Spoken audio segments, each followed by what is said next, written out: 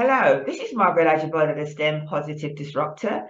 And today I have a special guest on Mia's conversation. Her name is Geci, Karuri-Sebina. She's an Associate Professor of Digital Governance in South Africa. Oh my gosh, she's an amazing lady, but she's going to tell us more about herself. She works within people, place, and technological change. Is that correct? Yes? Exactly. Okay. And also she's an expert in future and foresight. She has a background in computer science, architecture, and sociology, and urban planning. But she'll tell us more about it because I don't want to take her space. She can tell us all about that.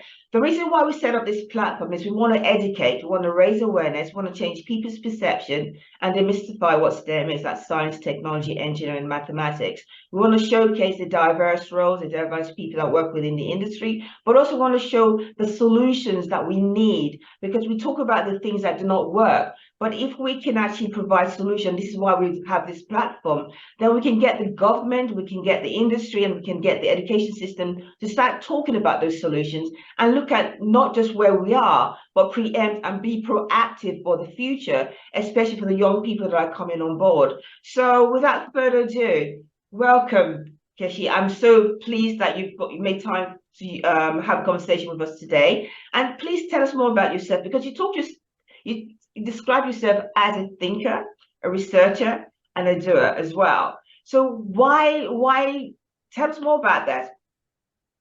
Thank you so much. And thanks for having me on your show, Margaret. I really appreciate that. Love being in conversations, especially with other women of color, because there's a lot of work we have to do in this space, especially in technological fields where there really aren't enough of us, I think, and therefore not enough of what we bring into the space. So the reason I bothered to describe myself as a thinker, a researcher, and a sometimes doer is I've often found myself in a situation where if I've worked within the public sector space for a long time, so largely in government and in very practical doing spaces. And there I'd often have people say to me that, oh, you're quite academic, or you seem to be quite thinky about stuff, and they're kind of in a different mode, which is doing. But then I've also been, and currently I'm embedded in the academic space, where I then get the opposite, that, oh, you seem to be like very practice oriented, and here we are just into theorizing and thinking. And so I felt this formulation saying, look, I do think, and I enjoy thinking. I do believe that in a lot of my work, we don't have answers. And so the search, the research is a continuous part of it. Of course. And then if I'm honest, I would say I am in practice space, but only sometimes do I actually do things that matter, other than research and thinking and talking about things. So so therefore that little phrase, a bit of a joke, but it's probably true. Okay. And is that why you have this nickname called Super Q? Where did you find that? Oh, I did do my research a bit. Actually, exactly. That came from a conversation or a game we played within the Emergence Network. And we were supposed to brand ourselves a superhero. And I said, if I had a superpower, it's my ability to ask questions about absolutely anything. Yeah. I always find a question I can ask. And so Super Q became my nickname. And this is the whole thing. And again, it's about we as people, we're not stagnant.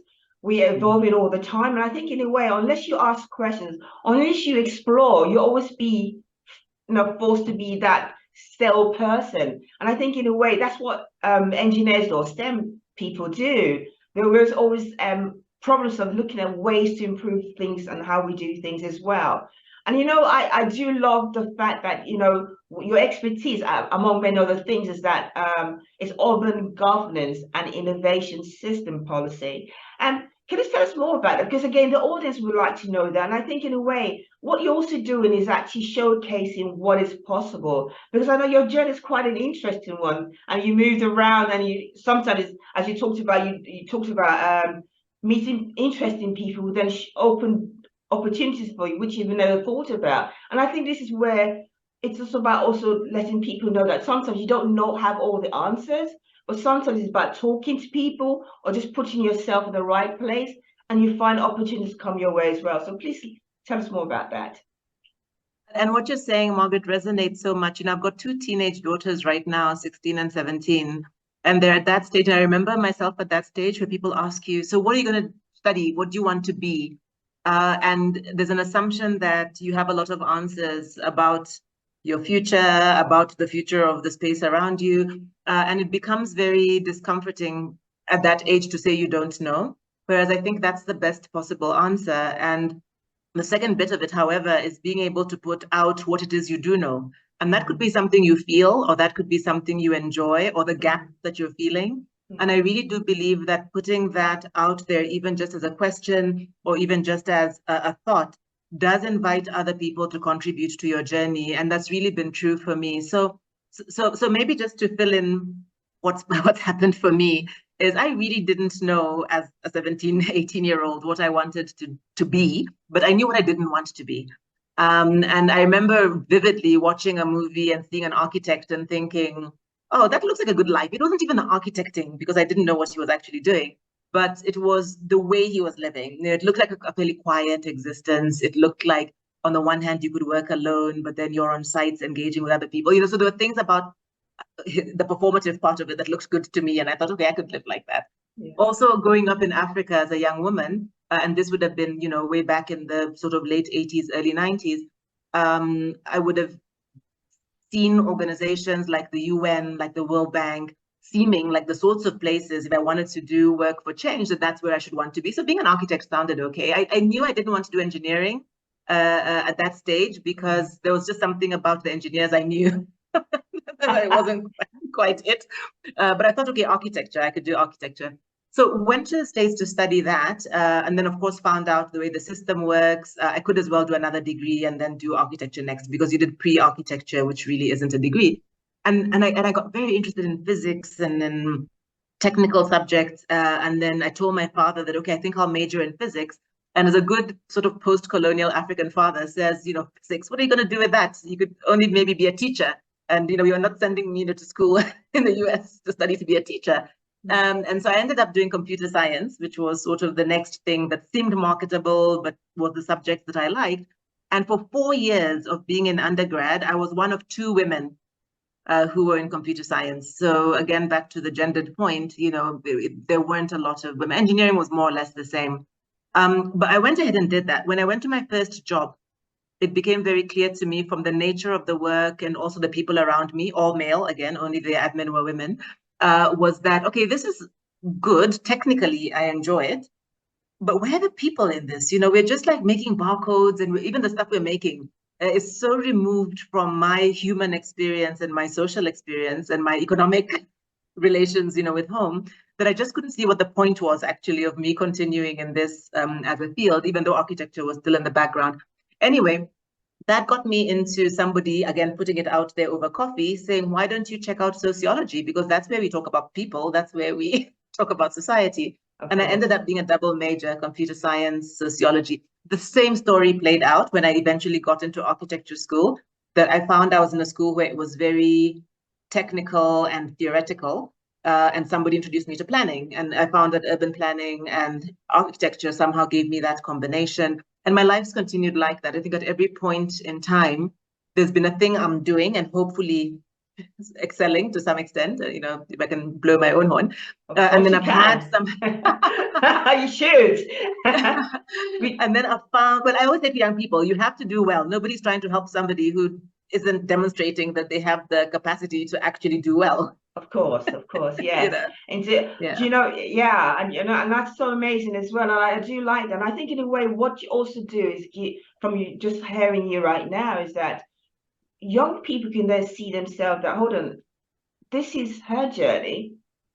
That means it's okay. I mean, I can fit it. I can find a way to find who I am. And also because you, as people, as I mentioned earlier, we're not stagnant. We evolve all the time. And you have to give yourself that opportunity to evolve. And you find out you move into areas and you find the things that you are interested in and combining with the, you know, your studies, that you can then combine them together. And that's what you're saying about the architecture side of and the planning side of things, and bring it, and you know, even the sociology, because you talk about people as well, it's about understanding that as well. So all that, and then of course computer science, but all of that works together in so many ways, because you know we're not just one type of people. We are very diverse in our skill set and how we see things and how we approach things as well. And you're a great demonstration of that. And you're talking about I should blow my horn. Of course you should. We don't do that well enough. We should keep doing that all the time. So I am celebrated all the time, and that's why I'm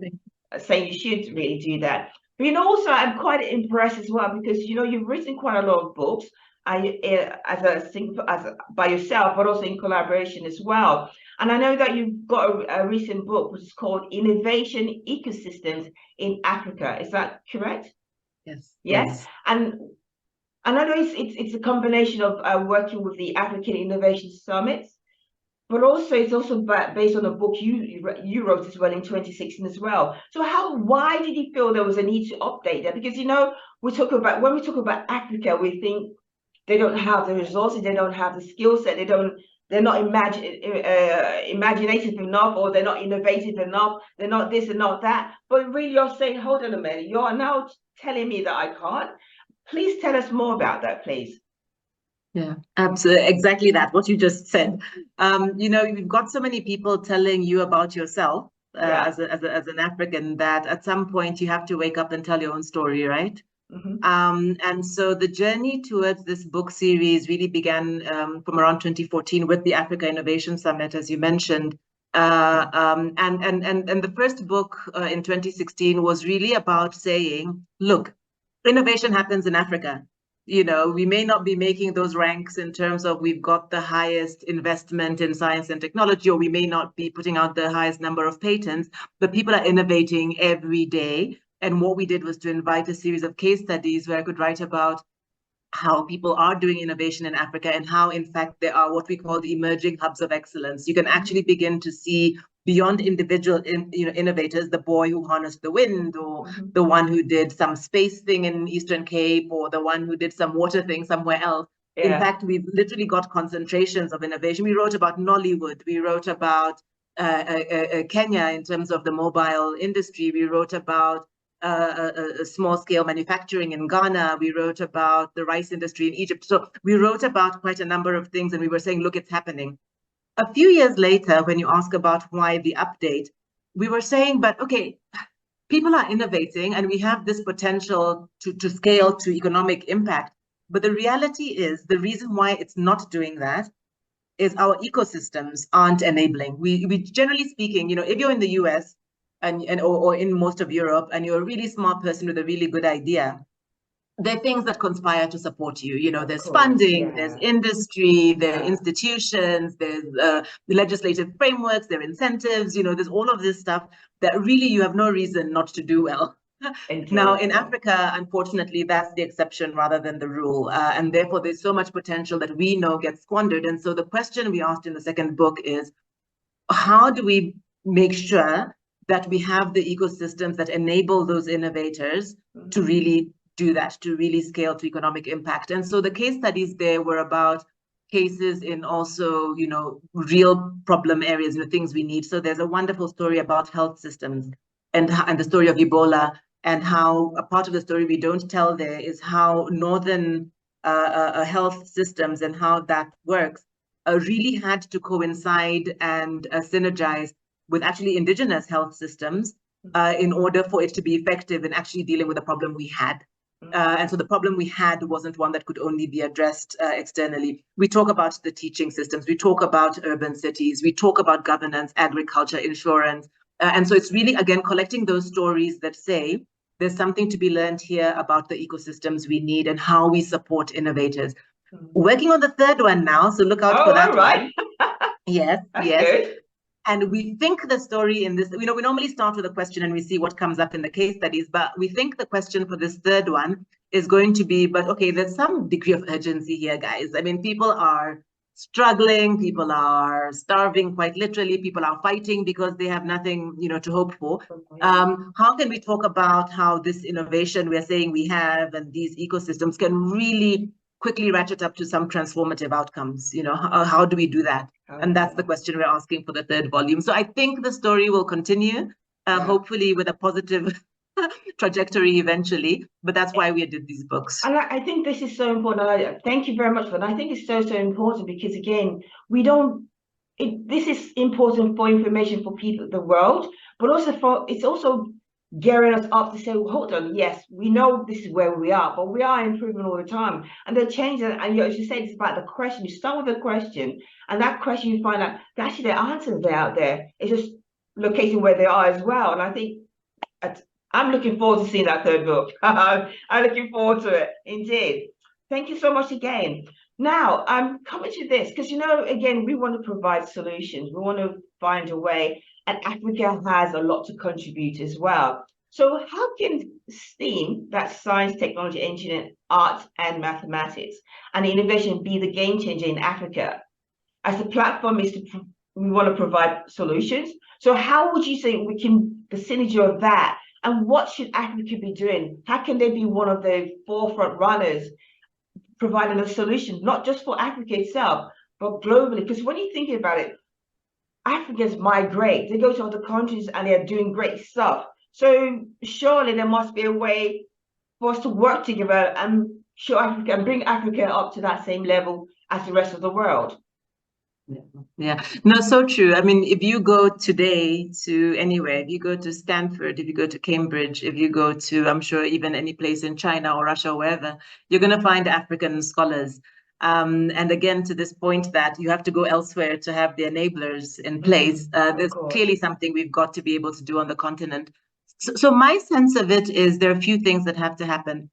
I'm obviously of a technical background, which I sort of hybridized on my own. And so I, for one, am really glad for the A being brought into STEM, because I think what that does, and not even just art in the sense of, creative, space, but arts and humanities, these other areas that we tend to, by saying STEM, it almost sounds as STEM versus those things. But I think this idea that those things also matter is something I'm very keen on. And I think that's one of the things that has to change. I think we've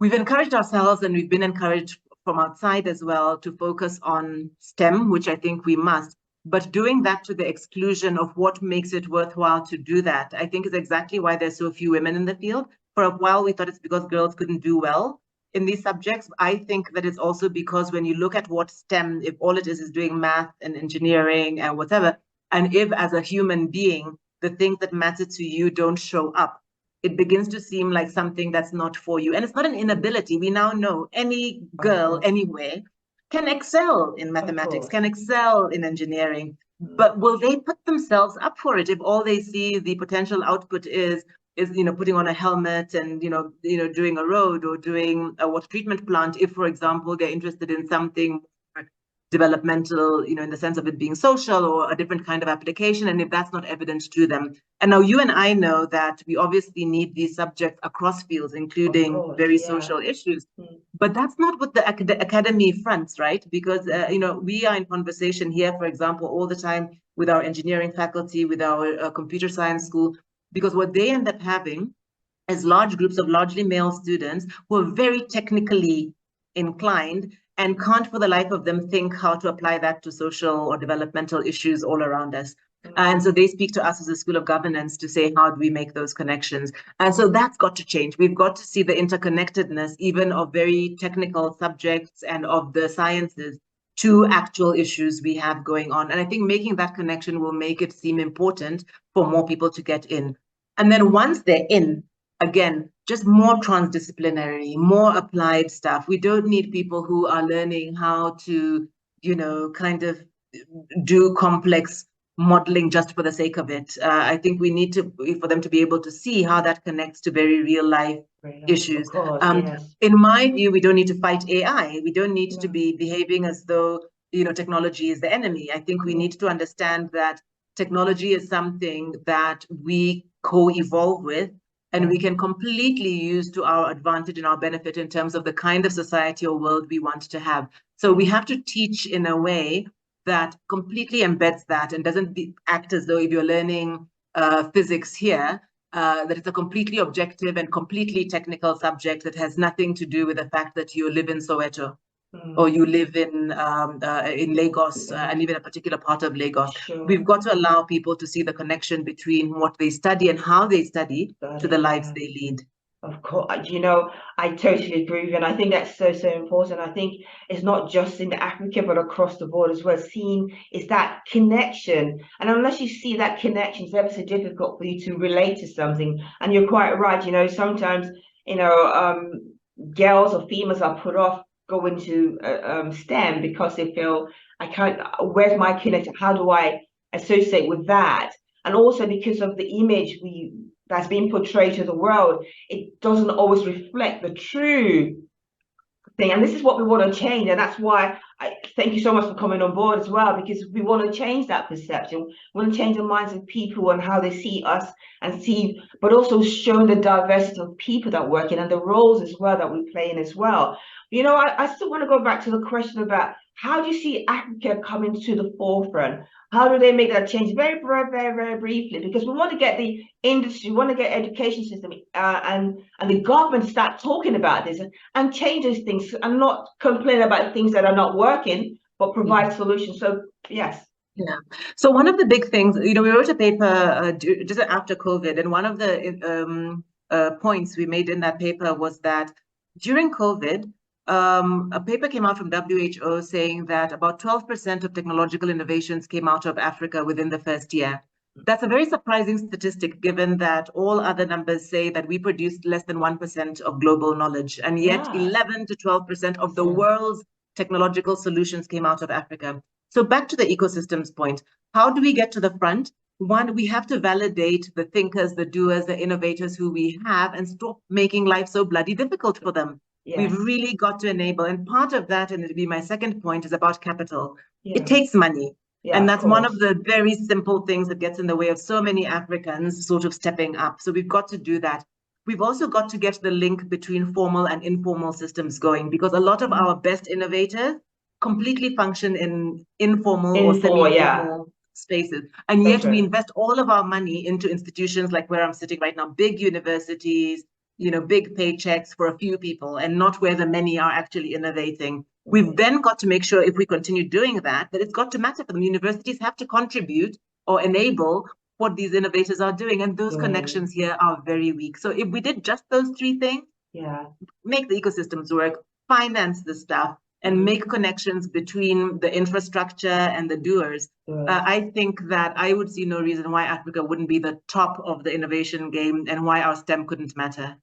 I totally agree with you. And again, this is what I so thank you so much, because again, what you're showcasing again is that, again, people see things in different ways. And unless you have stats to prove that otherwise, people are going to say, oh, that's not, because all they hear is this, the media, how the media portrays certain parts of the world doesn't always reflect the true things that are happening in there. And, just having that conversation with you showcases that, hold on a minute, we're actually doing better than what you think. And I think we need to promote that even much more. But also it gives encouragement to the young Black people coming out, or people, Africans that are coming up, that, hold on a minute, we're actually doing something.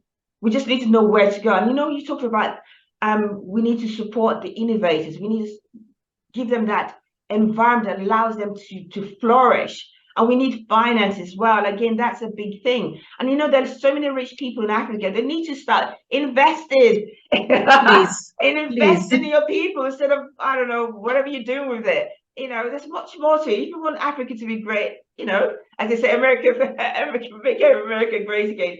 Let's make Africa great again. But on a serious note, though, they're people. We should invest in ourselves. We should look at ways we can improve and nurture those that are coming up. Because what we're doing, or what Africa seems to be doing, is that they're sending children abroad and they're building other people's infrastructure, but you're lagging behind. There's no sense in that. It doesn't make sense. So I think it's changing people's mindsets as well. So what would you like to tell the government to do? I'd like to tell governments, wake up. People are trying, and they're trying really hard. If you can't do anything, get out of the way. Let them. If you can do something, then find the ways to connect to where you've got potential. Stop trying to be like somewhere else. We've got our own ways of doing things, and we can be effective. Support what we have. Don't spend time wishing for what we aren't. Thank you. Education system, tell me, what would you like to tell them?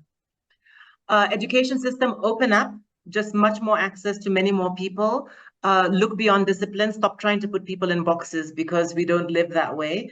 So I think we have to modernize, but modernize in an African way. So again, let's be where we are and let's create education systems that are relevant for where we are. Indeed. Industry? Industry, oh my God. Again, be where you are. Find ways to be relevant. I believe, very quickly, South Africa, everybody says post-apartheid people did better than ever before. Sometimes you create oppressive systems because you think that's what you need in order to be profitable and to thrive. Actually, sometimes being where you are and opening up and letting people be free and letting people participate is actually how you do better. So make more money by being more open and by being by supporting the environments where you are. Thank you so much. Do you know, I know it's very short and brief, but this is you've given us so much great nuggets. And I think it's also the audience is going to listen to this. We'll actually start picking up. Also, I think it encourages Africa to start seeing things differently.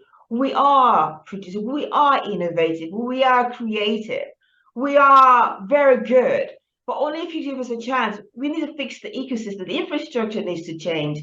We need to invest in ourselves. We need to be not selfish anymore and not just think about self, but actually open it up to a wider audience so we can gain the benefits. Even if it's not short-term, long-term, we can make that difference. And I think this is what you're basically saying as well. It's so important. We cannot change something unless we ourselves change within ourselves. And then you will be the changer that changes other people. Other people see you change and they start changing as well. And this is basically what you're saying too. So, thank you so much, Geci. I so appreciate this. This is a wonderful experience. And I thank you that you took time out of your busy schedule to have a conversation with us as well. And also one more thing before I forget is that, we talk about, we have issues where in the industry, we talk about, oh, there's a skill shortage. We don't have the right people doing this. We don't know this. What would you say? Because I think we talk a lot about this, and I've seen a conversation you had, and I don't want to quote that, so you can tell me what you think. So look, I mean, obviously, maybe these things are place specific, but where I am, where I hear those kind of comments, I really don't buy it. I think we have, billions of people on this planet, and many of them are not fully engaged. And yet all of them have potentials. And therefore, I believe that if you can't find the skills you're looking for, first thing, look harder. and maybe check your blinkers, because maybe there's spaces you're not seeing just because of what you think you're looking for. Or second, build the skills. What stops you from doing that? I mean, almost any employer today will tell you that half of what you do is you build the skills you need in your organization. So invest in doing that. I mean, even in my space as currently, in the education space, I understand that I don't always get even all of the students that I would like to have. But I understand that every learner has potential. Now, it might mean that it takes more of my time maybe to hit some foundational stuff that I wish they came in with. But what is that other than time? It's an investment of time. And if you're really serious about what you're trying to do, put in the bloody time. Yeah, I like that. I like you so much. Yes, but that's so true though, because I think we are people of complainers. We start changing that, flip it on itself, and provide solutions. You think out of the box. And also, I think sometimes we don't remember when we were growing up or what we had to go through. And some reason just because we got to a place, we forget. Hold on, there was a journey that I got for me to get to that place. And now these people are now coming to that journey. There are things we can do. And I do love that. And I think I do now understand what you mean by I am a thinker, a researcher, not someone to do it. But I understand that, because again, what you're saying is that you're not just stagnant. Your mind is thinking, and we all do that. We don't. It's just some people do it in a larger scale than others. But really, what you're saying is so true. And I think we need to really embrace that and remember that we're not. It doesn't mean just because you get to a point you stop. You're evolving all the time. If you stop educating yourself, then you lose out in general. So anyway, look, thank you so much. I truly appreciate it. I really, really do. So thank you. Thank you, Margaret. Thanks for the conversation. Thanks for, as you said, celebrating me. I do feel celebrated. No, but you are. And thanks for your show. Yeah, I do. I love what you. I love your energy. I love the way you think out of the box. And I think we're too. I know sometimes we, as you said, we've got blinkers. And then I love the idea because I was doing lots of research on you, and I can see you're so varied and so. I think that's powerful. You need to be. We as human beings need to be that. So I do love you being that out of the box thinker, challenging yourself, challenging us as people as well. So again, thank you. I am celebrating. I'll continue to celebrate you because you're an amazing woman. So thank you so much. Appreciate that. Thanks, Margaret. Thank you.